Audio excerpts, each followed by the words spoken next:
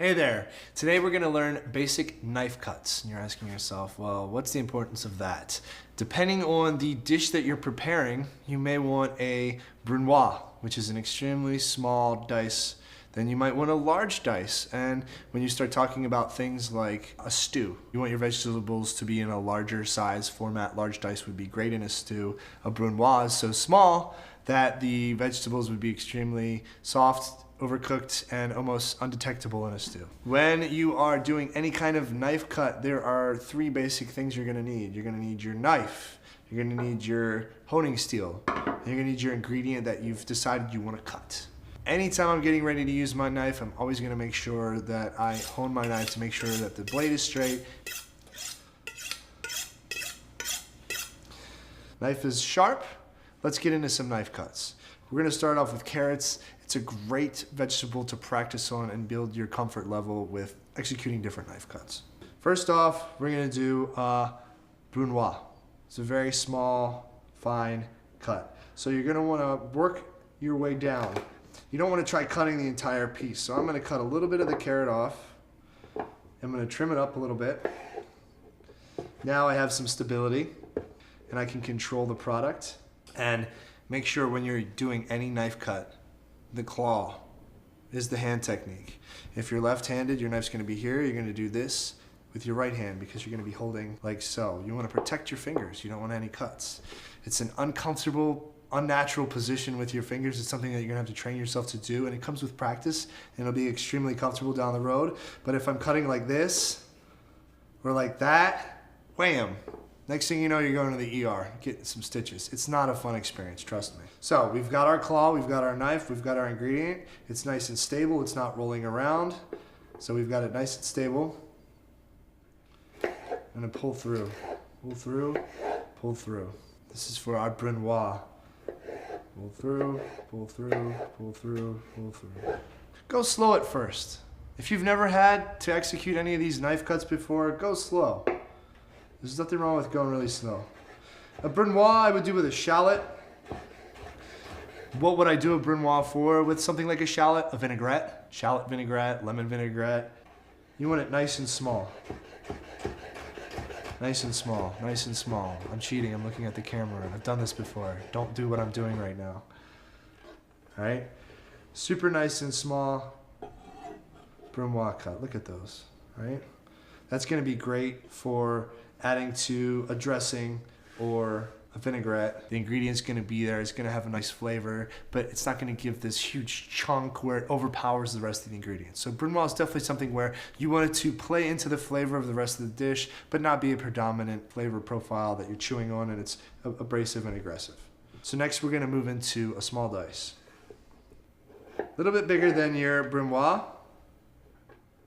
And as it gets bigger, you may be comfortable only doing, one at a time, right? Don't stack them all together. Lay them out, do one at a time, move at your level of comfort. I've been doing this for a long time. Lots of chefs do this on a daily basis. Cooks do this on a daily basis, so we're gonna be a little bit faster. But now, you go through, small dice.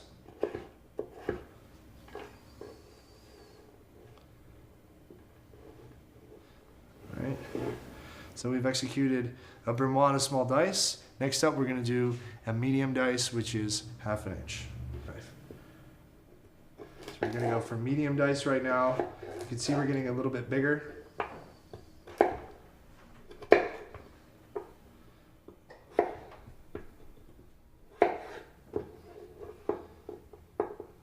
Right. You can line them all up. You can do medium dice. Bigger, right?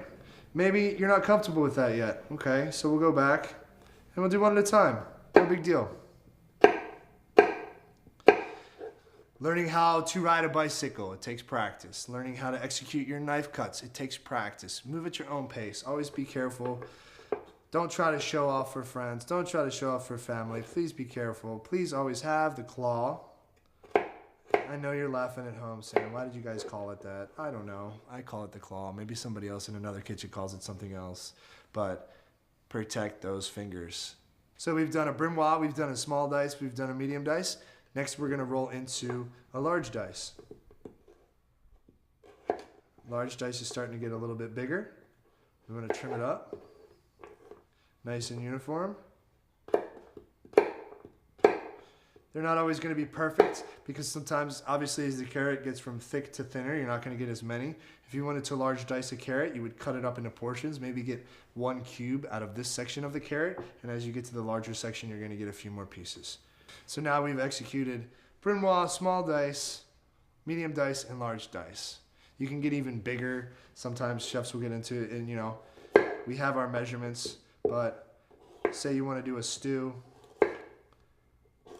and you're doing something braised for a few hours, if you use any one of these cuts, it's going to start to be overcooked for the vegetables. So you can get into bigger cuts. I'm going to stew something for a while. You could go this big. Maybe I'm stewing for 4 or 5 hours and I want my carrots to still exist and not be totally mushed out and broken down and disintegrated. They're obviously going to be soft after a 4-hour braise, but you'll still know that there's a carrot in your stew. Still too big for you. You can cut them down. There's so many different ways you can go with dicing. So I've shown you the dices. I've shown you brunoise, small, medium, large, and then when you start getting into just extremely large chunks, you can dice whatever size you want depending on what dish you're trying to do. Keep in mind the smaller is going to be something where you really just want it as a flavoring and you don't want it existing as a strong ingredient in the dish. Larger, you want it to be noticeable and present in the flavor profile.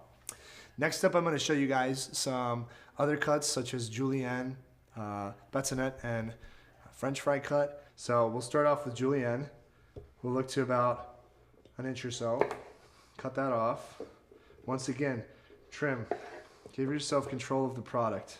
Stability, safety, right?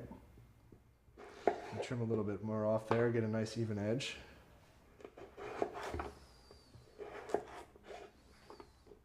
And, cooks will kind of show off one at a time. If you're not comfortable with that, do 1 layer at a time, it's okay. You've cut through and you have your julienne size. You can do 1 at a time or do it in a group. Next up, we're going to do batonette. So we'll come back to the carrot, trim it up a little bit, cut off a side.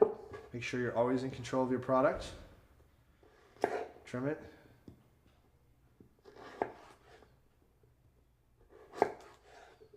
Now, you can stack them. You can do more than 1 at a time. Or if you're not comfortable, stack them off to the side, do 1 at a time. Once again, this comes with practice. But we're looking for 1/4 of an inch. That's your batonette. You've got your nice uniform square, 1/4 inch, 1/4 inch, by 1 inch to 2 inches. So now we have julienne, we have batonette. Next up, we'll do French fry, which is a little bit larger. So we'll start at the larger end of the carrot. Trim it down. Trim it down a little bit. We want that nice uniform. You're cutting a French fry. You're doing it by hand instead of by machine. You guys go to get burgers and fries all the time. French fry cuts should be something everybody recognizes. It's going to be a little bit larger. Right? We're starting to get a little bit bigger. So you have your 3/4, 3/4, 3/4 of an inch by 3/4 of an inch, and 1 inch to 2 inches. Over the years, these classic cuts have been adapted and evolved. You can make a longer cut. You can do a shorter cut. Basics are getting the size consistent. You want them all to be the same size, whatever cut you're executing, so that when you're cooking your dish, you have an end result. If you start mixing large cuts with small cuts, these carrots are going to be cooked. These might still be raw, depending on what execution you're using. So the basics are keeping it uniform in size. You have your brunoise, you have your small dice, medium dice, large dice. You have julienne, batonette, and French fry. Remember, when you're cutting at home, take your time, practice, use the claw, be safe. And that's basic knife cuts.